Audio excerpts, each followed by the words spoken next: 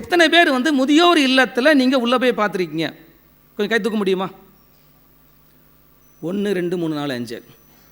Okay, நீங்கள் ஒரு முதியவராக ஸ்தானத்துக்கு வந்த முறைக்கு நீங்கள் போயிருக்கலாம். ஆனால் 50 வயது உள்ளவர்கள் நீங்கள் திருப்பி கேட்டிங்கன்னா முதியோர்களும் படிப்பாங்க. ஆனால் முதியோர் இல்லத்தில் போய் சேவை புரிய என்பது ஒரு பெரிய இருக்கவே இருக்காது. ஆனால் இந்த இடத்துல வந்து முதியோர் இல்ல சேவைன்னு சொல்லி அந்த முதியோர்களுக்கு வந்து பார்த்திங்க அப்போ என்ன பண்ணுவாங்க, உள்ளே போயிட்டு சுத்தப்படுத்தி அவங்களோட பேசி அவங்களுக்கு தேவையான உணவுகளை செஞ்சு கொடுத்து வராங்க. Service service service service service என்பது தான்.